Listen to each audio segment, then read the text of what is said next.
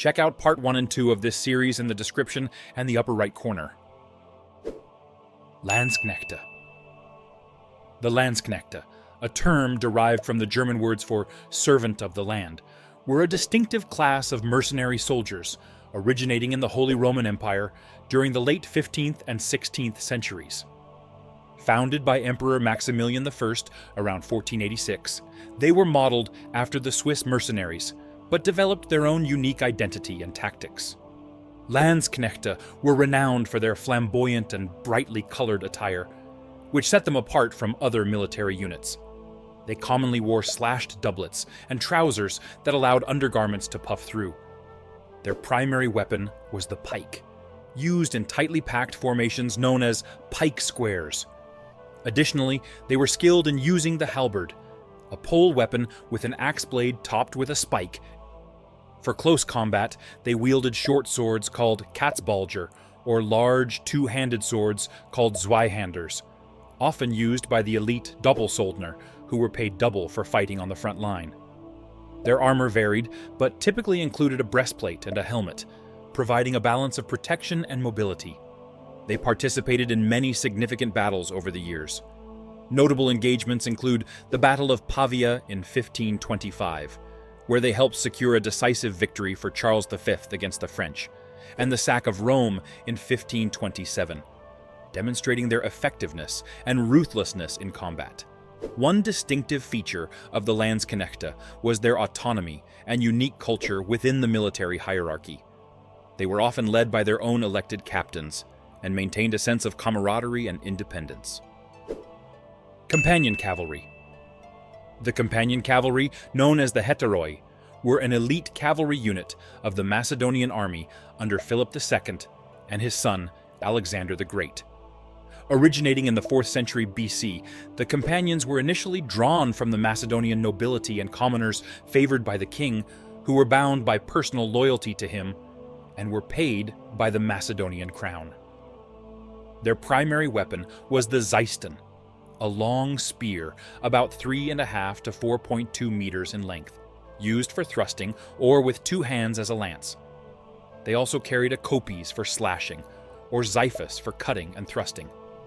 Their armor typically included a bronze helmet, initially of the Phrygian style, which was later replaced by the Boeotian type, a breastplate or linothorax, and greaves for leg protection. The Companion Cavalry played a decisive role in several key battles of King Philip's and Alexander the Great's conquests.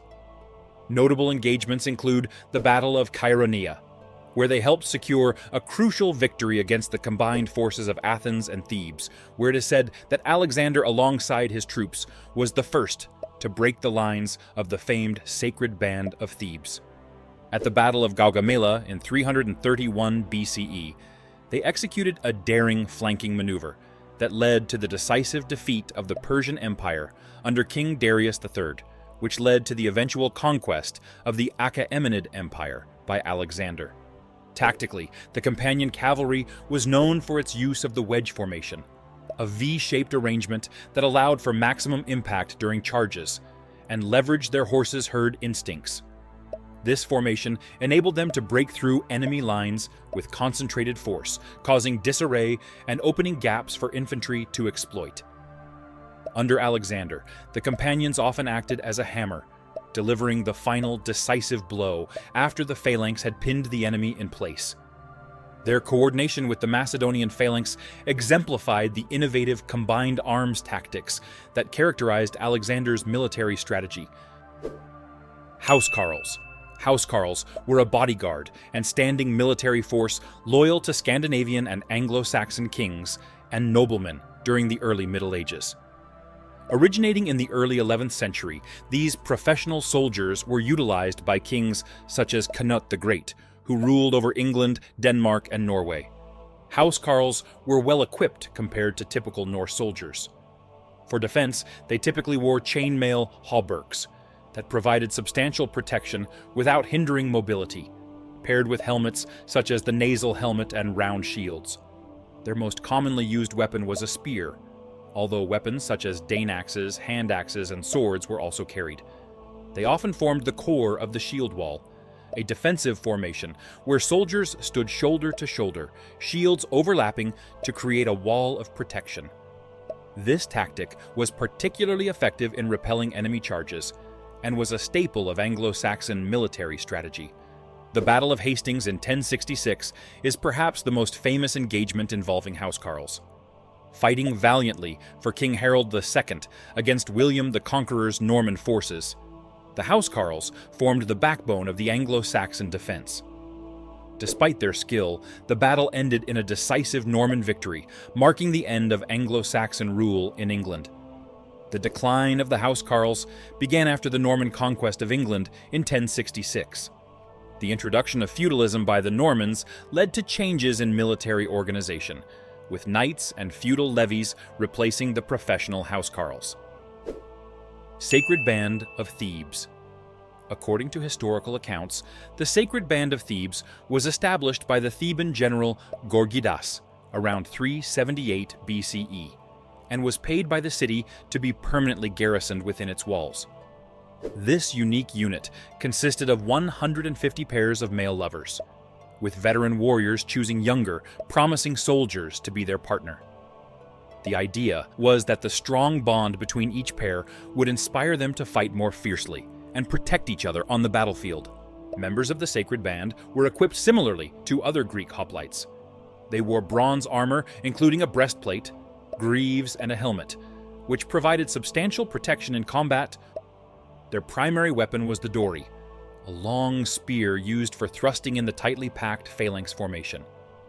Additionally, they carried short swords, xiphos, for close combat when the spear was impractical. They also used large, round shields, aspis, which were crucial for their defensive tactics and formations, often with the club of Heracles emblazoned onto them. The Sacred Band of Thebes played pivotal roles in several significant battles.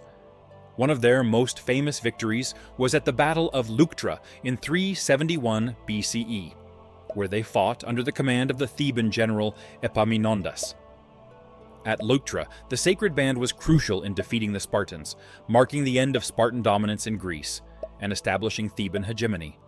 Another notable engagement was the Battle of Chaeronea in 338 BCE, where they faced the forces of Philip II of Macedon and his son Alexander the Great. Despite their valiant efforts, the Sacred Band was ultimately annihilated in this battle, marking the end of the unit.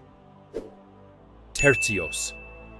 The Spanish Tercios were an elite military unit that became the backbone of Spanish military power during the 16th and 17th centuries. Formed in the early 1500s with the patronage of the Spanish kings, Tercios were designed to combine the strengths of pikemen, swordsmen, and arquebusiers, and with the leadership of commanders such as Gonzalo Fernández de Córdoba, became a formidable force capable of humbling combined strengths of French knights and Swiss pikemen. Members of the Spanish Tercios were equipped with a mix of traditional and modern weaponry. Pikemen carried long pikes, up to 5.5 meters, and wore helmets and breastplates or light coats for protection. Swordsmen were equipped with steel swords and round shields called rodella, and were typically well armored. Arquebusiers, the firearm troops, wielded early matchlock muskets called arquebuses. This combination of weapons allowed the Tercios to engage effectively and counter enemy forces at various ranges. The Spanish Tercios were renowned for their disciplined and versatile tactics, arranged in large, square formations.